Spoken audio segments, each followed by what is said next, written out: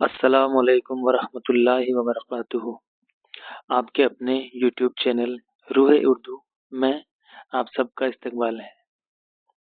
दोस्तों, मैं उम्मीद करता हूँ कि आप सब लोग खैर आफियत से होंगे और अपने इम्तिहान की तैयारी में मसरूफ़ होंगे और आपकी इम्तिहान की तैयारी ज़बरदस्त और बेहतरीन चल रही होगी।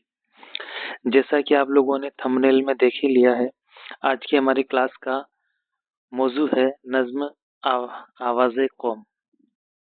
इससे मुताल्लिक कुछ बात हम लोग करते हैं, जैसे कि नज़्म की तशरीह और नज़्म को पढ़ने से पहले ही हम लोग उसका तारुफ एक बार देख लेते हैं कि नज़्म के शायर, हैयत, बंद वगैरह कैसे हैं, किस तरह से ये नज़्म लिखी गई है।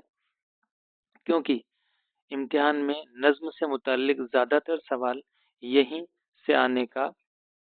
से आने की संभावना रहती है। तो आइए अब हम आज की हमारी क्लास का आगाज़ करते हैं। नज़्म आवाज़े कौम के शायर हैं पंडित ब्रिज नारायण चकबस्त। इस नज़्म के शायर हैं पंडित ब्रिज नारायण चकबस्त। ये नज़्म पंडित ब्रिज नारायण चकबस्त ने सन 1916 में लिखी थी। साथ ही इस नज़्म के बारे में एक और बात कर लेते हैं कि इस नज़्म की जो हैयत है वह है मुसद्दस। ये मुसद्दस की हैयत में लिखी गई है। ये फैक्ट काफ़ी अहम है, इम्तिहान में आने के लायक है। मुसद्दस उस नज़्म को कहते हैं जिसमें 6 मिसरे हों। उस नज़्म को कहते हैं जिसमें 6 मिसरे हों। 6 मिसरे से यहाँ पर मुराद है जिसको हम आम बोलचाल में पंक्ति या लाइन कहते हैं, जैसे कि 1, 2, 3, 4, 5, 6। जिस भी स्टेंजा में, जिस भी बंद में 6 पंक्तियां या 6 मिसरे हो, उस नज़्म को हम मुसद्दस कहते हैं। उस नज़्म की हैयत मुसद्दस होती है। आगे हम बात कर लेते हैं कि ये नज़्म 14 बंद पर मुश्तमिल है। इस नज़्म में कितने बंद है, इस तरह के सवाल इम्तिहानात में पूछे जा सकते हैं। ये नज़्म 14 बंद पर मुश्तमिल है। ये नज़्म चकबस्त के जिस शायरी मजमुए में शामिल है, उस शायरी मजमुए का नाम है सुबह वतन। उस मजमुए का नाम है सुबह वतन। उम्मीद है यहाँ तक आप लोगों को समझ में आ रहा होगा।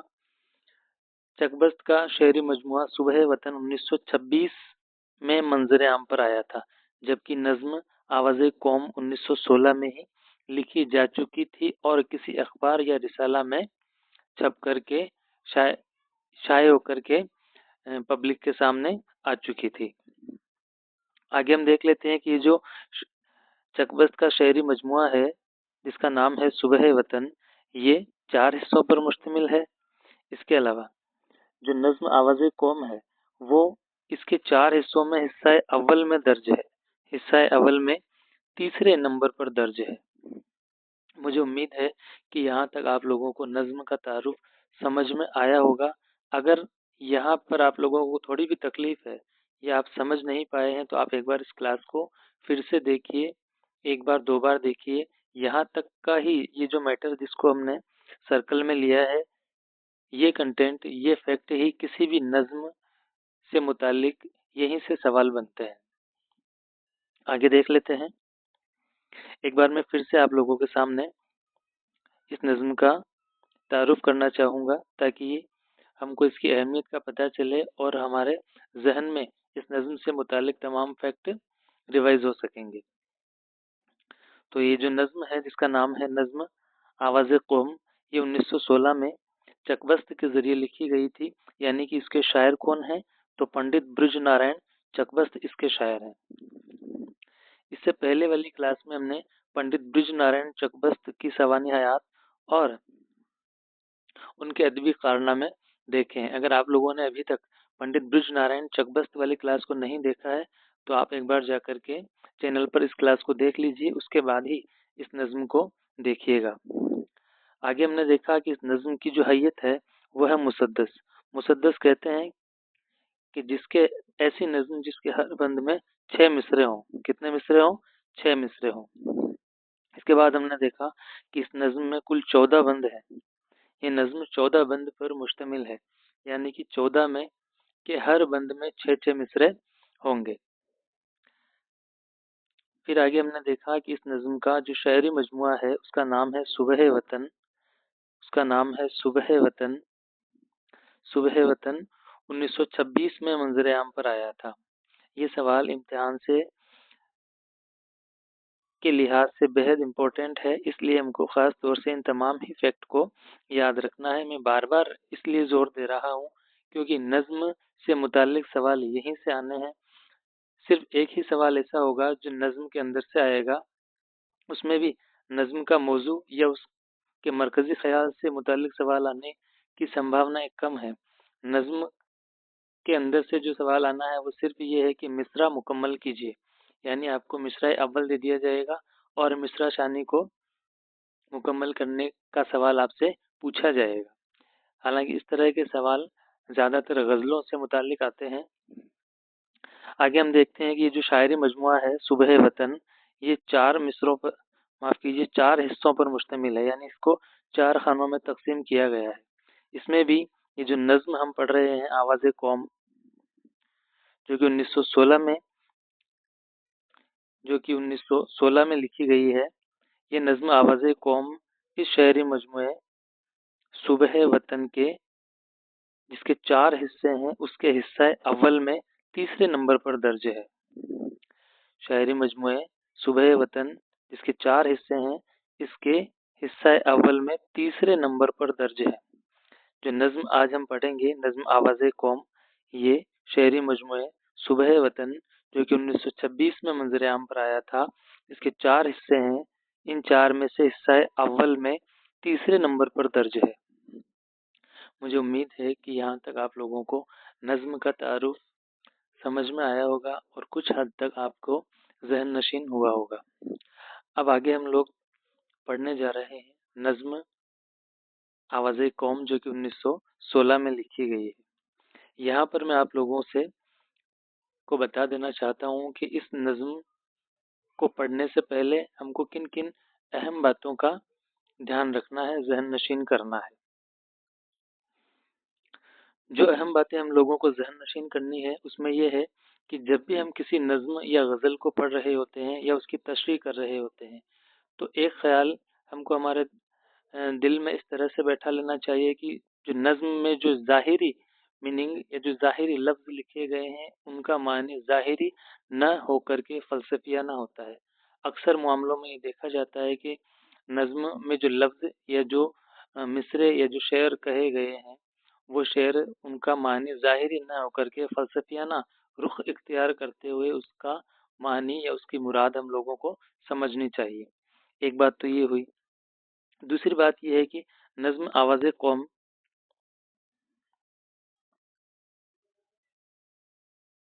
नज़्म आवाज़ कौम नज़्म आवाज़ कौम की तशरीह देखने और इस नज़्म को पढ़ने से पहले ही हमको इसके मरकज़ी ख़याल को ज़हन नशीन कर लेना बेहद ज़रूरी है।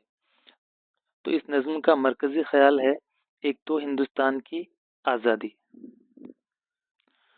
दूसरा है मुजाहिद आज़ादी से मुताल्लिक इसमें बेहद बातें बताई गई है। मुजाहिद आज़ादी, इनकी कुर्बानियाँ और इन पर जो हुकूमत अंग्रेज़ ब्रितानिया हुकूमत ने जो जुल्म सितम ढाए हैं उसका ज़बरदस्त नक्शा नज़्म के शायर पंडित ब्रिज नारायण चकबस्त के ज़रिए से हमारे सामने पेश किया गया है। अगला इसका मरकज़ी ख़याल है कौमी यकजहती। कौमी यकजहती यानी आपसी भाईचारा, आपसी मोहब्बत, आपसी प्रेम, आपसी इश्क, जिसमें हिंदुस्तान के तमाम मज़हबों के लोगों को एक साथ रहने, भाईचारे के साथ रहने और हिंदुस्तान की आज़ादी में अपनी भूमिका निभाने का आह्वान किया गया है। और इस नज़्म से मुताल्लिक जो सबसे अहम बात है वो है होम रूल। ये नज़्म होम रूल पर लिखी गई है। होम रूल का जो सादा मीनिंग है, जो सादा मानी है वो है स्वशासन। स्वशासन यानी खुद मुख्तारी। जिसको हम लोग पॉलिटिकल टर्म में संप्रभुता कहते हैं, जिसको हम लोग पॉलिटिकल टर्म में संप्रभुता कहते हैं, उस पर यह नज्म लिखी गई है। का मरकजी ख्याल समझ में आया होगा। एक बार मैं फिर से आप लोगों को बता देता हूँ कि ये नज्म आज़ादी, हिंदुस्तान की गुलामी और आज़ादी से मुतालिक है। मुजाहिद आज़ादी जो स्वतंत्रता आंदोलन के सेनानी थे, उनकी कुर्बानियाँ और उन पर किए गए जुल्म सितम की कहानी है। इसके अलावा इस नज्म में कौमी यकजहती, आपसी भाईचारे की बात की गई है और ये नज्म होम रूल से मुतालिक है, यानी होम रूल भी इसका मरकजी ख्याल है। अब इन तमाम ही मरकजी ख्यालों को जहन में रखते हुए हम इस नज्म को पढ़ेंगे, साथ ही जहाँ ज़रूरी होगा वहाँ शेर ब शेर तशरीह करेंगे या फिर पूरे ही एक बंदे की तशरीह आप लोगों के सामने एक साथ पेश कर दी जाएगी। तो अब हम इस नज्म को शुरू करने जा रहे हैं।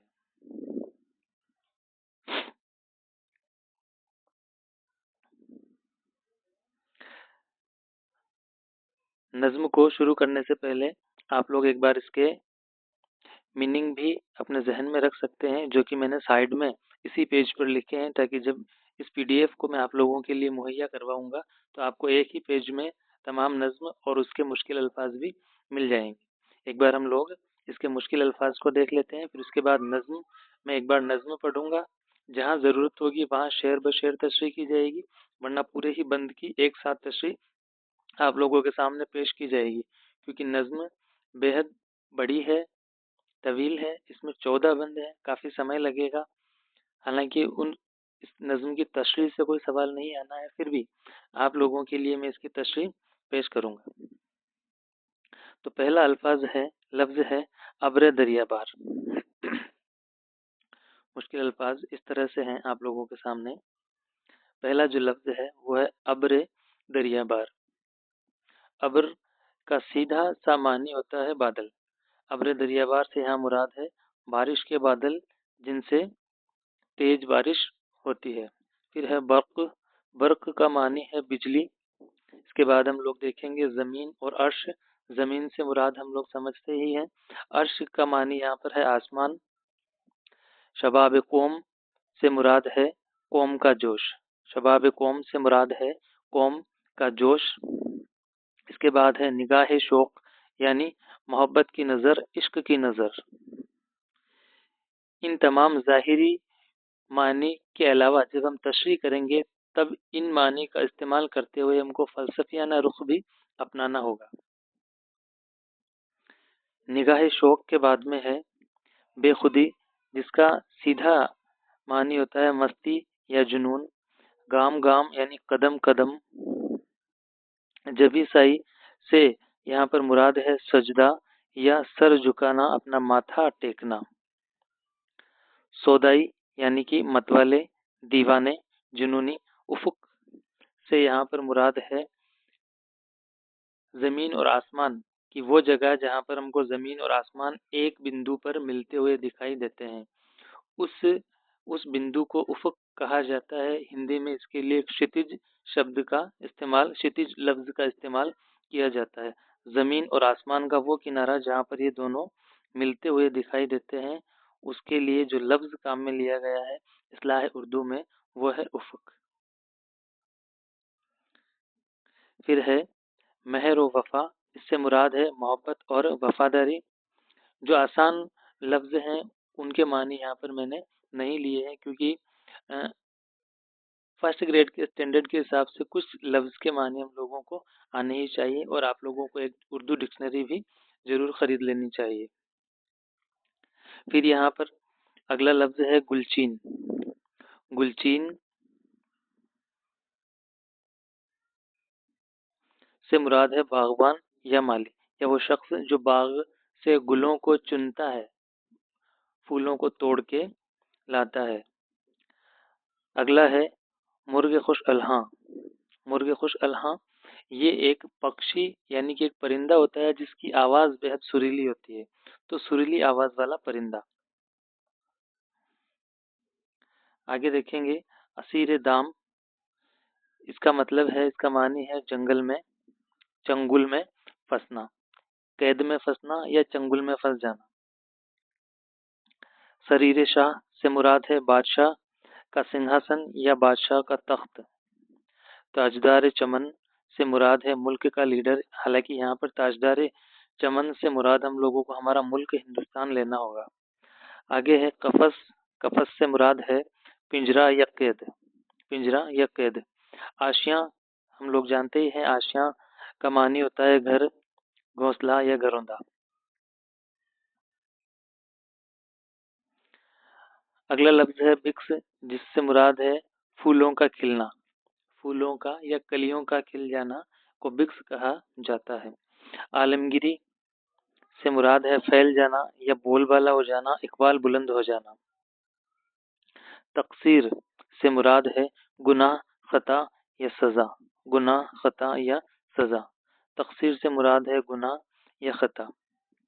ताकत कलाम, बोलने की ताकत, बोलने की कुवत। बेकसी, बेबसी, लाचारी, मजबूरी। अगला लफ्ज है नायबान हुकूमत। इससे मुराद है नायब, नुमाइंदे या हुकूमत के कारिंदे। आश्कार होना, जाहिर हो जाना, उदयमान होना। फदायान हुकूमत, इससे मुराद है हुकूमत के चापलूस, हुकूमत के जासूस। आगे है आदाब सल्तनत से मुराद है हुकूमत के तकाजे, हुकूमत की ज़रूरतें। नोक, नोक व खंजर से मुराद है तेज धार, तीखी छुरी। महजर से यहाँ पर मुराद लिया गया है दस्तावेज, कागज, डॉक्यूमेंट्स। रखना अंदाजी से मुराद है दखल अंदाजी, इंटरफेयर। फैयाजी से मुराद है दरिया दिली, सखावत। किनात से मुराद है यहाँ पर थोड़े में राजी हो जाना, थोड़े में ही सब्र कर लेना। आगे है पिलाने वाला। यहाँ पर फलसफियाना अंदाज को इख्तियार करते हुए इसका मीनिंग समझना होगा कि पिलाने वाला, खिलाने वाला, जिलाने वाला, इन सब का मालिक एक ही है और वो है परवरदिगार अल्लाह रब्बुल इज़्ज़त। आगे है रात की सोहबत से मुराद है गुलामी, क्योंकि रात अंधेरेपन की अलामत है, इसलिए अंधेरेपन और गुलामी की अलामत है, इसलिए यहाँ पर रात की सोहबत से मुराद उसकी अलामत से लिया गया है कि गुलामी, अंधेरा या कैद। दौर नो यानी नया दौर, नया ज़माना। मुश्ताकी, मुश्ताकी इसका मतलब है तलबगार या चाहत रखने वाला, किसी चीज़ की चाहत। साकी, हम सब लोग जानते हैं कि साकी से मुराद होता है वो शख्स जो शराब खाना में शराब पेश करता है, शराब पिलाता है, वो होता है साकी। देरो हरम से मुराद है मंदिर और मस्जिद या मुकद्दस जगह को देरो हरम के लिए इस्तेमाल किया जा सकता है। नाचाकी से मुराद है बिगाड़, अनबन, लड़ाई, झगड़ा। खुम से यहाँ पर मुराद है शराब का बड़ा प्याला या शराब का बड़ा बर्तन। आगे हम देखेंगे मैकदा, जिसको हम जानते हैं कि ये मैं से बना है। मैं से का मानी है शराब और मैकदा का मानी है शराब खाना। शराब शौक यानी इश्क का नशा, मस्ती। अक्सीर से मुराद है अमृत या वो चीज़ जिसको पीने से उम्र बढ़ जाती है या थम जाती है। आगे है खुल्द से मुराद है जन्नत। महफिल कहन, पुरानी महफिल, कौम या मुल्क से यहाँ पर मुराद लिया गया है। इसके बाद में है खुमार, जिसका मानी या अर्थ है नशा, मस्ती, दीवानगी। हरम के मानी है मस्जिद या इबादत गाह। खत उठाना से मुराद है मुताशिर हो जाना। नाक़िस से मुराद है यहाँ पर चर्च की घंटी। पीर मुगा से मुराद है मुर्शिद, तालिब इल्म या चेला। ले, ये मौसीकी में जो लय, ताल, सुर, धुन होती है उससे मुराद है यहाँ पर ये मौसीकी की एक राग है, लय। आगे है अगला लफ्ज है रकीब। रकीब दरअसल अपनी सौतन, अपने दुश्मन या अपना जो विरोधी मुखालिफ होता है उसके लिए इस्तेमाल किया जाता है। वास्तव में इस्लाह उर्दू में रकीब का अगर सही मानी मुराद किया जाए, सही मानी लिया जाए, तो उसका मानी होता है सौतन। इसके बाद है कौस कज़ा, इसका अर्थ है, मीनिंग है इंद्रधनुष या रेनबो। कौस कज़ा का अर्थ है इंद्रधनुष। शेदा, दीवाना, आशिक। मसीहा से मुराद है मुश्किल वक्त का जो मददगार है, उसको मसीहा बोला जाता है। आज़ार से मुराद है दुख, परेशानी, बीमारी। इसके बाद में है लो, यानी इश्क, आस या उम्मीद। जोश पाक, जज्बा, एक एहसास। हरारत यानी हरकत, जोश और हरकत। तलब फिजूल, बेकार या गलत उम्मीद लगाना। बहशत से मुराद है जन्नत से। यहाँ पर हम लोगों ने इस नज़्म में आने वाले तमाम मुश्किल अल्फाज को देख लिया है। हालांकि और भी इसमें हो सकता है आपके लिहाज से और भी मुश्किल लफ्ज़ इस नज़्म में मौजूद हों, जिनको आप अपनी डिक्शनरी में देख लीजिएगा। अब हम लोग इस नज़्म की तशरीह शुरू करने जा रहे हैं, और मुझे उम्मीद है कि आप लोग यहाँ तक अगर क्लास में बने हुए हैं तो आगे भी बने रहेंगे। यहाँ तक अगर आपको क्लास पसंद आई है तो आप क्लास को लाइक, शेयर और अपने एक प्यारा सा कमेंट भी इस पर कीजिए, और अपने दोस्तों के साथ क्लास को शेयर कीजिए। अब हम देखने जा रहे हैं इस नज़्म की तशरीह और नज़्म। जैसा कि हमने इसके तारुफ में देखा है कि नज़्म आवाज़े कौम 1916 में लिखी गई है, और इसके जो शायर हैं उनका नाम है ब्रिज नारायण चकबस्त। इनकी पैदाइश 1882 में फैज़ाबाद में हुई थी, और ये 1926 में रायबरेली में इनकी वफात हुई थी। यहाँ से हमारी नज़्म का आगाज होने जा रहा है।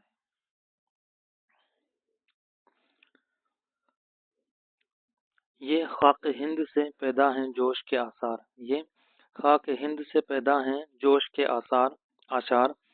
हिमालय से उठे जैसे अब्र दरिया बार। यहाँ पर शायर की मुराद है खाक हिंद से, यहाँ पर मुराद है हिंदुस्तान की मिट्टी या मुल्क हिंदुस्तान। मुल्क हिंदुस्तान के लोगों में अब जोश के आसार रूनुमा हो गए हैं, पैदा हो गए हैं, और उस जोश को देख करके ऐसा लगता है कि जैसे हिमालय से कोई बारिश का बादल उठ रहा है। ऐसा जोश हिंदुस्तान के लोगों में भर गया है, रूनुमा हो गया है।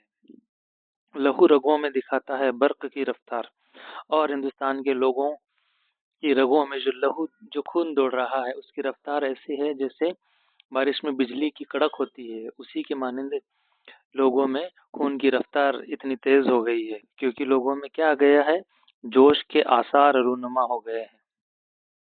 हुई है खाक के पर्दा में हड्डियां बेदार। और वो लोग जो बिल्कुल निढाल हो गए थे, जिन्होंने उम्मीद का दामन छोड़ दिया था, या जो लोग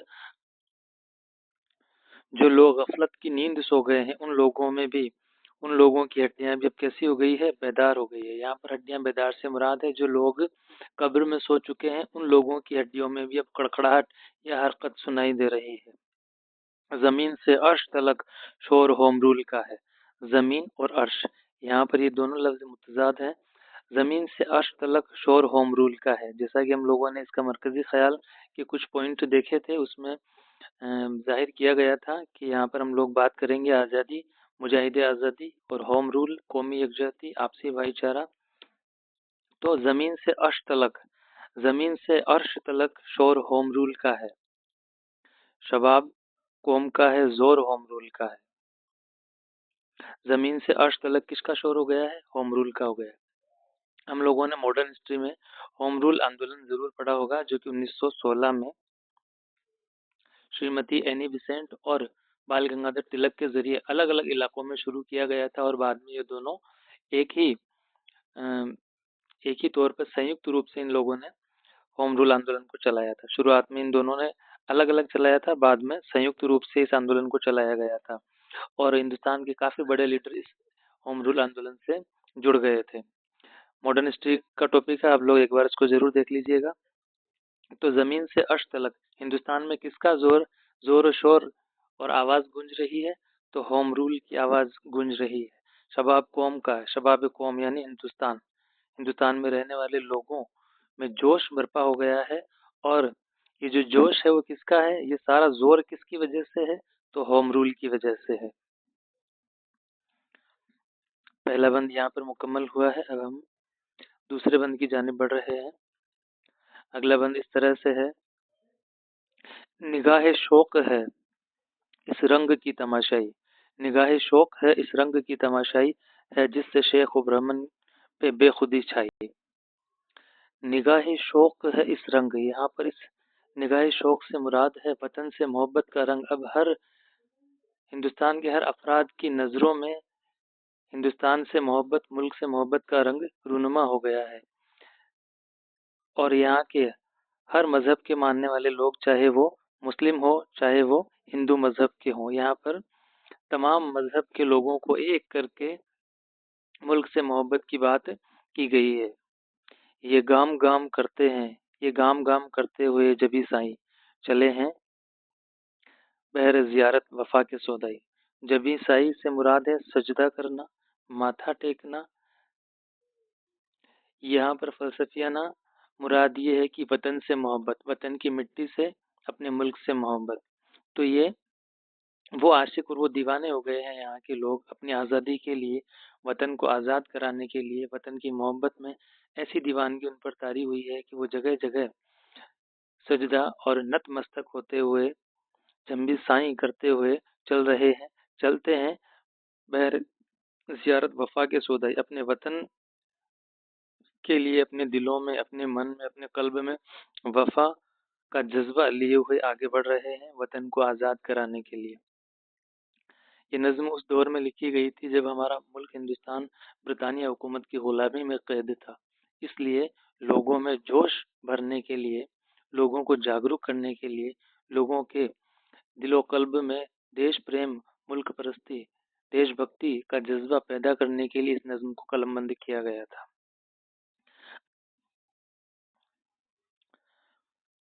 وطن کے عشق کا بت بے نقاب نکلا ہے، نئے افق پہ نیا آفتاب نکلا ہے۔ عشق کا بت سے مراد یہاں پر بھارت ماتا سے لیا گیا، علامتی طور پر یہاں پر عشق کا بت یعنی بھارت ماتا کی محبت میں ہر افراد، ہر فرد، ہر لوگ، تمام ہی ہندو مسلم، تمام ہی مذہبوں کے ماننے والے لوگ اب وطن کو آزاد کرانے کا جذبہ اپنے دلوں میں سنجوئے ہوئے ہیں، اور ان کو دیکھ کر کے ایسا لگتا ہے کہ نئے افق یعنی نئے شتج، یا پھر یوں کہا جائے کہ نئے آسمان پر اب نیا ہی سورج نظر آنے لگا ہے۔ اور وہ سورج کون سا ہے؟ ہندوستان کو آزاد دیکھنے کا سورج، ہندوستان کو آزاد کرانے کی امید۔ اگلے بند کی طرف بڑھتے ہیں۔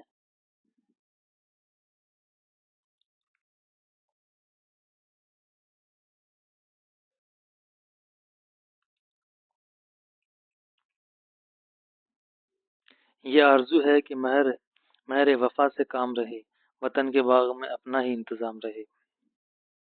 یہاں پر یہ بات کہی گئی ہے کہ ہر افراد سے یہ امید کی جا رہی ہے، آرزو لگائی جا رہی ہے کہ ہر افراد ہی، ملک کا ہر باشندہ اپنے ملک سے مہر و وفا کا جذبہ اپنے دل میں سنجوئے رکھے۔ آگے شاعر کی مراد ہے وطن کے باغ میں اپنا ہی انتظام رہے۔ یہاں پر ہم نے پہلے ہی اس کا جو مرکزی خیال ہے اس میں دیکھ لیا تھا کہ اس نظم میں سودیشی، سوشاسن اور ہوم رول کی بات کی جائے گی۔ تو شاعر کہہ رہا ہے کہ وطن کے باغ میں اپنا ہی انتظام رہے، یعنی ہم خود مختار ہوں، ہم ایسی آزادی دلائیں گے ہمارے ملک کو کہ جس پر ہماری خود مختاری ہو، ہماری ستا ہو، ہمارا شاسن ہو، اور ہمارا خود کا ہی ہوم رول ہو۔ گلوں کی فکر میں گلچینہ صبح شام رہے، اور اس طرح سے ہم ہمارے ملک کو آزاد کرا دینا چاہتے ہیں کہ کوئی بھی یہاں کا باشندہ کسی بھی فکر و شبہ میں نہ رہے۔ گلوں کی فکر سے یہاں پر مراد ہے کہ ہندوستان کا ہر وہ باشندہ جو غلامی کی زنجیروں میں قید ہے، اس کو کسی بھی طرح کی فکر نہ رہے، وہ بے فکر ہو جائے اور آزادی کی زندگی جی سکے۔ نہ کوئی مرغ خوش الحاں اسیر دام رہے۔ مرغ خوش الحاں ہم نے میننگ میں دیکھا تھا کہ یہ ایک سریلی آواز کا پرندہ ہوتا ہے، حالانکہ یہاں پر مراد ہندوستان کے باشندے یعنی ہمارے ہندوستانی لوگ ہیں۔ اسیر دام رہے یعنی کہ کوئی بھی قید میں نہ رہے۔ اس طرح سے ہم لوگ ہمارے ہندوستان کو آزاد، غلامی کی زنجیروں سے آزاد کرانا چاہتے ہیں کہ کوئی بھی نہ تو فکر مند رہے اور نہ ہی کسی کی قید میں، کسی کی غلامی میں اور اندھیرے میں زندگی بتائے۔ سریر شاخ کا اقبال ہو بہار چمن، رہے چمن کا محافظ یہ تاجدار چمن۔ یہاں پہ تاجدار چمن سے مراد ملک ہندوستان ہی ہے۔ آگے بڑھتے ہیں اگلے بند کی طرف، جس کا پہلا شعر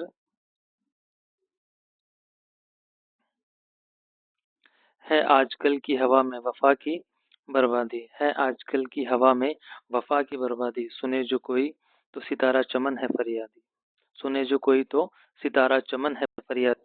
معاف کیجیے، اس بند کو میں ایک بار پھر سے آپ لوگوں کے سامنے پیش کر دیتا ہوں۔ ہے آج کل کی ہوا میں وفا کی بریادی، وفا کی بربادی، ہے آج کل کی ہوا میں وفا کی بربادی، سنے جو کوئی تو سارا چمن ہے فریادی، سنے جو کوئی تو سارا چمن ہے فریادی۔ یہاں پر شاعر کی مراد ہے کہ آج کل ہندوستان میں، یعنی اس وقت کے ہندوستان میں جو ہوا چل رہی تھی وہ کیسی تھی، جس میں وفا کی بربادی کے نقش نظر آ رہے تھے۔ سنے جو کوئی تو سارا چمن ہے فریادی، یعنی پورا ہندوستان، پورا ملک برطانیہ حکومت کی غلامی اور ان کے ظلم و ستم کا شکار ہو گیا تھا۔ معاف کیجیے، نظم کو شارٹ کرنے کی وجہ سے تھوڑا فمبل ہوا ہے۔ ایک بار پھر سے میں آپ لوگوں کے سامنے اس بند کو پڑھ کر سنا دیتا ہوں۔ ہے آج کل کی ہوا میں وفا کی بربادی، سنے جو کوئی تو سارا چمن ہے فریادی۔ یہاں پر شاعر کی مراد ہے کہ شاعر موجودہ حالات پر افسوس کا اظہار کرتے ہیں۔ وہ کہتے ہیں کہ اب ہوا میں بے وفائی اور خود غرضی پھیل چکی ہے، ہر طرف مایوسی اور غلامی کی فضا ہے۔ آگے دیکھتے ہیں، قفس میں بند ہے جو آشیاں کے تھے عادی، قفس میں بند ہیں جو آشیاں کے تھے عادی۔ قفس سے مراد یہاں پر قید و بند سے ہے۔ اڑا ہے باغ سے بو ہو کے زنگ آزادی، ہوائے شوق میں گنچے بکس نہیں سکتے، ہمارے پھول بھی چاہیں تو ہنسی نہیں سکتے۔ یہاں پر شاعر کی مراد ہے کہ جو لوگ آزادی کے متولے تھے، قید خانوں میں ان کو بند کر دیا گیا ہے۔ آزادی کی خوشبو نے باغ کی فضا بدل دی ہے، مگر خوف کے باعث گنچے بھی کھلنے سے ڈرتے ہیں، گنچوں نے کلیوں نے کھلنے سے انکار کر دیا ہے۔ قوم کے لوگ خواہ کتنے ہی خوش ہونا چاہتے ہیں، مگر غلامی کا دکھ ایسا ان پر میسر ہو چکا ہے کہ ان کی مسکراہٹ چھین لی گئی ہے۔ اس بند میں شاعر نے استعاراتی انداز میں قوم کی مظلومیت اور آزادی کی تڑپ کو بیان کیا ہے۔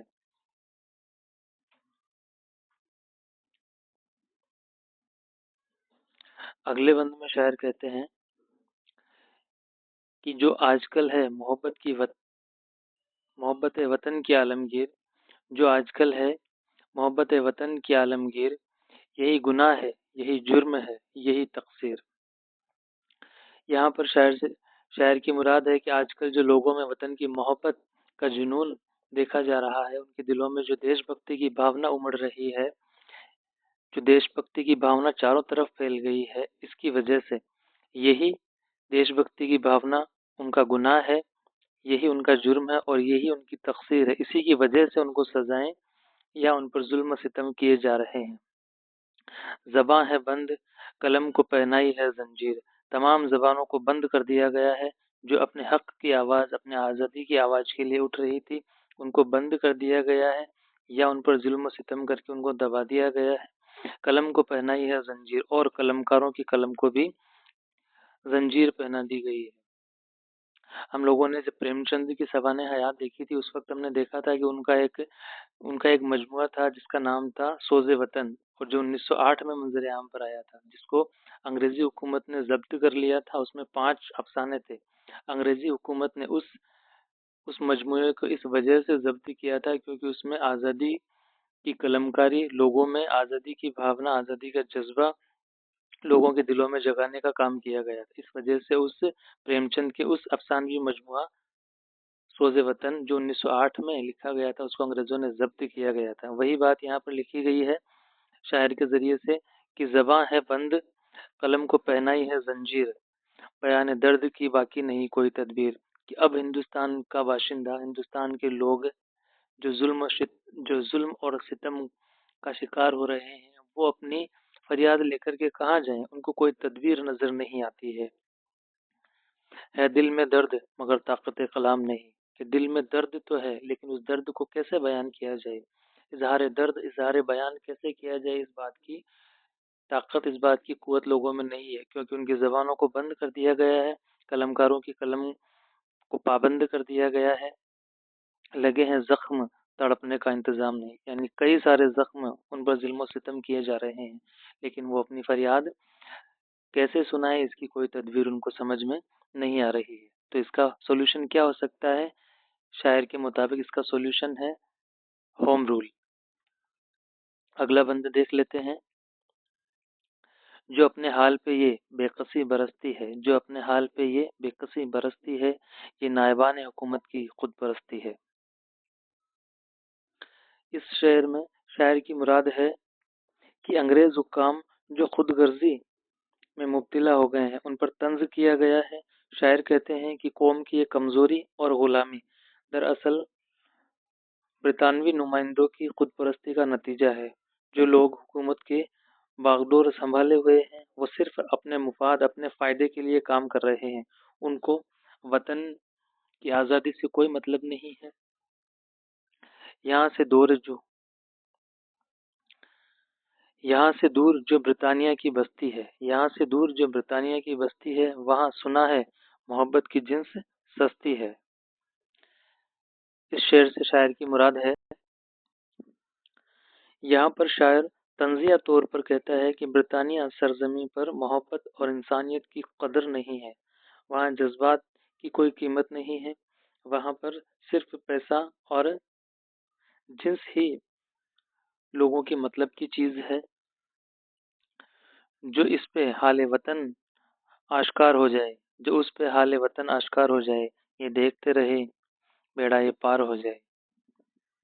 شاعر کہتا ہے کہ اگر وہاں کے لوگوں پر ہندوستان کے مصائب، ہندوستان کی مشکلیں، ہندوستان کے لوگوں پر ہو رہے ظلم و ستم آشکار ہو جائے، ان پر ظاہر کر دیے جائیں، تو شاید حالات بدل جائیں اور قوم کی ناؤ کنارے لگ جائے، یعنی ہمارا کام بن جائے، ہمارا بیڑا پار ہو جائے۔ اگلے بند کی طرف چلتے ہیں۔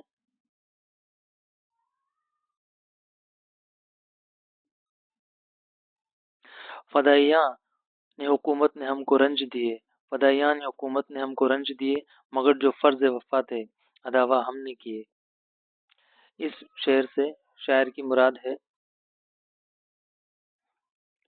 یہاں پر شاعر کی مراد ہے کہ جو حکومت کے کارندے ہیں، جو حکومت کے کرمچاری ہیں، ان لوگوں نے ہندوستان کے لوگوں پر کافی ظلم و ستم کیے ہیں، لیکن پھر بھی ہندوستان کے لوگوں نے اپنے دلوں میں ہندوستان کی آزادی کو لے کر کے جو سپنے سنجوئے ہوئے ہیں، ہندوستان کے پرتی وفادار رہے ہیں، اپنے ملک کی محبت کا جذبہ اپنے دلوں میں سنجوئے ہوئے ہیں، نثار جاں سے ہوئے آداب سلطنت کیے، شراب عیش سمجھ کر لہو کے گھونٹ پیے۔ اس بند میں، اس پورے ہی بند میں اور اس شعر میں شاعر نے مجاہد آزادی، یعنی آزادی کے جو دیوانے تھے، سوتنترتا آندولن کے جو رکھوالے تھے، ان لوگوں پر ہو رہے ظلم و ستم کے بارے میں یہاں پر ہم لوگوں کو بتایا ہے۔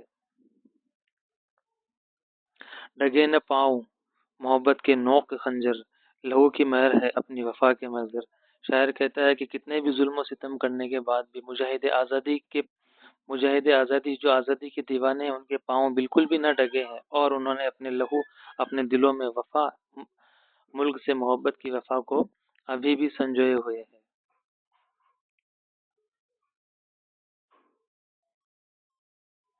جو اپنے دل سے ہے برطانیہ کا دل راضی، تو کیا کریں گے یہ ہندوستان کے قاضی؟ نہ کام آئے گی غیروں کی رخنہ اندازی، تمہیں پکار رہی ہے سخی کی فیاضی، بچی کچی پہ قناعت ہے یوں نہیں پیتے، پلانے والا پلاتا ہے کیوں نہیں پیتے۔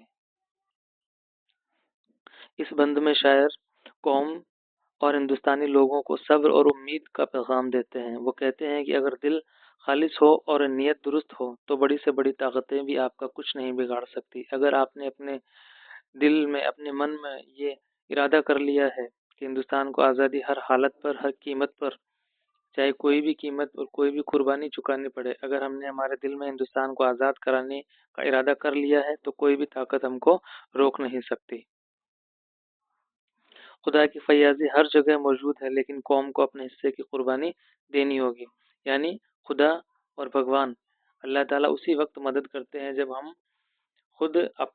ہم خود حرکت میں آتے ہیں، جب ہم چاہتے ہیں، ہم اس کے لیے محنت کرتے ہیں۔ شاعر یہاں پر طنزیہ انداز میں کہتا ہے کہ قوم کے لوگ معمولی چیزوں پر صبر کر لیتے ہیں، قناعت کر لیتے ہیں، جبکہ دینے والا کون ہے؟ جبکہ دینے والا تو ہمارا پروردگار، ہمارا خدا ہے۔ اس لیے اس کی نعمتوں پر ہم کو شکر ادا کرنا چاہیے، اور سرکار کی، حکومت کی طرف سے دی جا رہی چھوٹی موٹی انعام و اکرام پر ہم لوگوں کو قناعت نہیں کرنا چاہیے۔ اگر ہم اپنی خودی ایمان اور حوصلہ قائم رکھیں تو کامیابی لازمی ہے۔ اگلے بند کی طرف چلتے ہیں۔ ہے رات کی صحبت میں کیا مزہ باقی، ہے رات کی صحبت میں کیا مزہ باقی، نگاہ شوق کو ہے دور نو کی مشتاقی۔ اس بند میں، اس شعر میں شاعر غلامی، اندھیرا سے دور ہٹ کر کے روشنی، بیداری اور نئی امید کی بات کرتا ہے۔ وہ کہتے ہیں کہ غلامی کی رات اب ختم ہونی چاہیے، اب جلد ہی غلامی اور اندھیرے کی رات ختم ہو جائے گی۔ قوم کی نگاہیں ایک نئے دور کی منتظر ہیں، ایک نئے دور کا استقبال کرنے کے لیے قوم کی نگاہیں اور قوم کے نوجوان تیار ہیں۔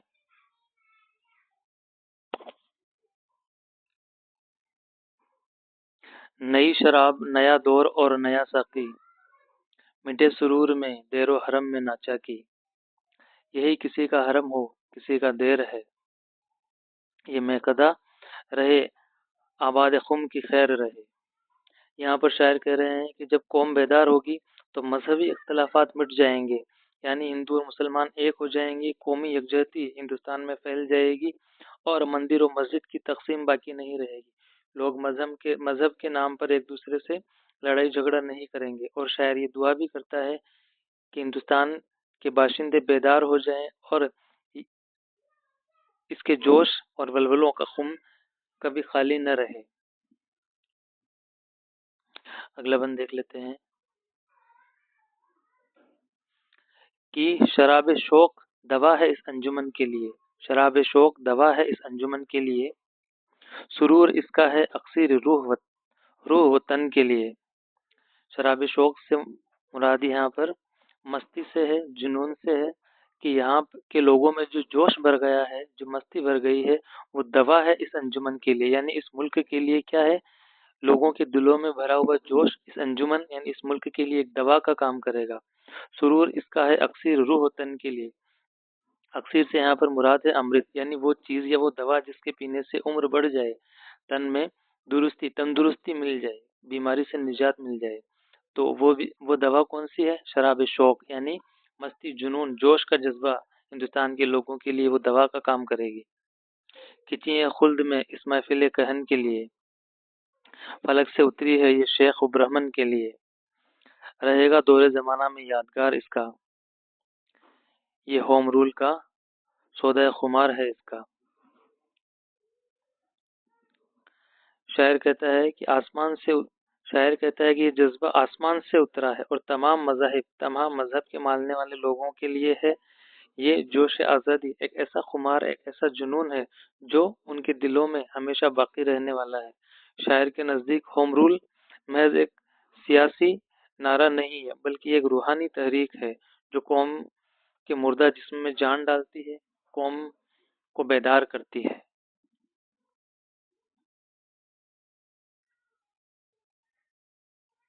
اگلا بند دیکھ لیتے ہیں۔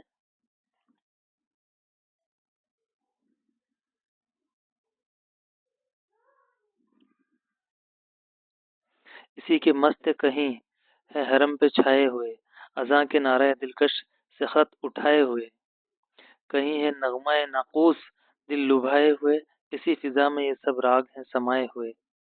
ये हुक्म पीरे मुग़ां का है, नशा मैं में है। ये राग आके मिली होम रूल के लय में है।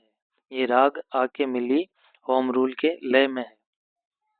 यहाँ पर शायर कहता है कि इस बंद में शायर की मुराद है कि अब हिंदुस्तान में मजहबी लड़ाइयाँ खत्म हो रही है। मस्जिदों में अजान और मंदिर में जो घंटियां बजती है उनकी आवाज़ लोगों को लुभा रही है, लोगों के दिलों में गूंज रही है। वतन की मोहब्बत ऐसी लोगों के दिलों में छाई है कि उन्होंने मजहबी नफरतों को एक तरफ कर दिया है और अपने मुल्क की आज़ादी के लिए एक हो गए हैं। कौमी यकजहती का नारा लेकर के आगे चल रहे हैं। आगे शायर कहता है कि पीरे मगा यानी रहनुमा का हुक्म है कि सब राग सब आवाज़ें एक ही हैं। यानी हम जो मंदिर और मस्जिद में जाकर के पूजा प्रार्थना करते हैं वो सब एक ही है। इस बंद में इत्तेहाद, मिल्लत और रवादारी और कौमी यगानियत का आला तस्वुर पेश किया गया है। अगला बंद देख लेते हैं।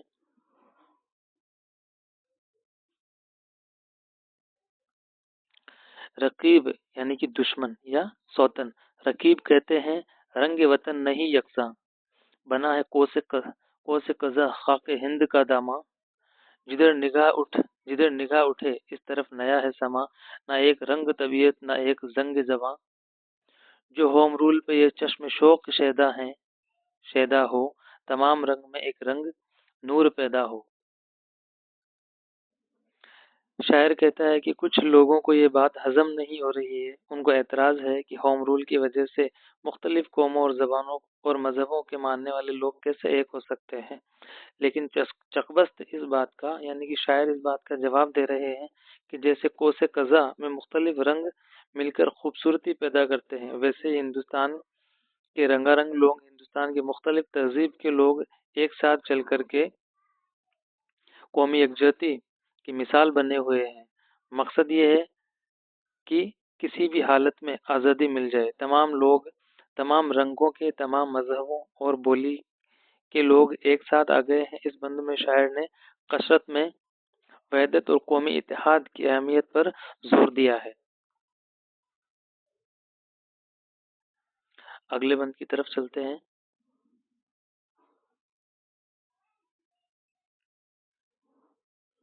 जो दिल से कौम के निकली है वो दुआ है यही, था जिस पे नाज मसीहा को वो सदा है यही। दिलों को मस्त जो करती है वो हवा है यही, गरीब हिंद के आज़ाद की दवा है यही। ना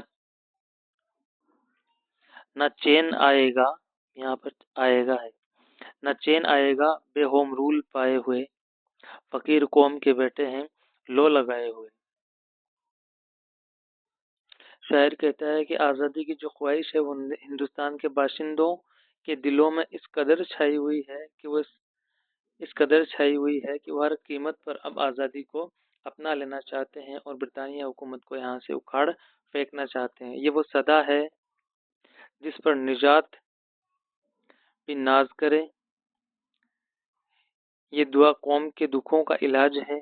जब तक होम रूल हासिल नहीं होगा कौम को सुकून नहीं मिलेगा। फकीर मजदूर गरीब तबका के लोग, मजदूर तबका के लोग इस उम्मीद में बैठे हैं, ये आस लगाए हुए हैं कि आज़ादी का सूरज अब निकल जाए, अब तुलू हो जाए। ये बंद कौम की उम्मीद, ईमान और कुर्बानी की अलामत है।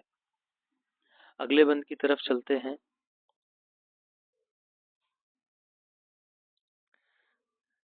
ये जोश पाक जमाना दबा नहीं सकता, रगों में खून की हरारत मिटा नहीं सकता। ये आग वो है जो पानी बुझा नहीं सकता, दिलों में आके ये अरमान जा नहीं सकता।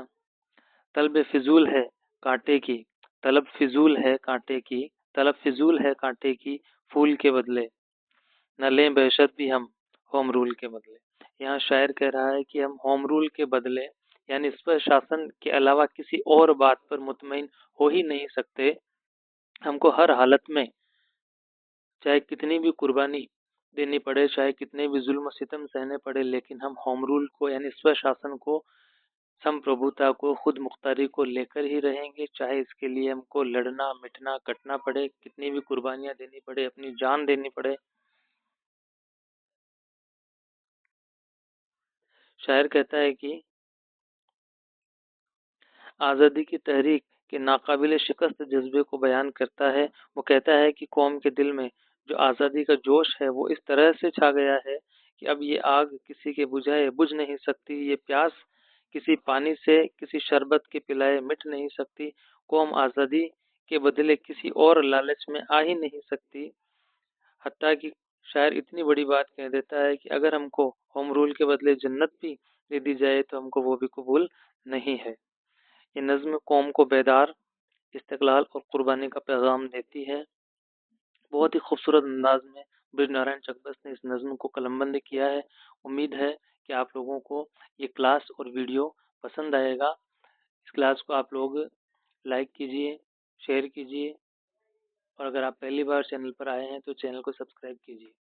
ملتے ہیں اگلی ایک اور بہترین کلاس کے ساتھ، تب تک کے لیے السلام علیکم۔ کلاس میں بنے رہنے کے لیے شکریہ۔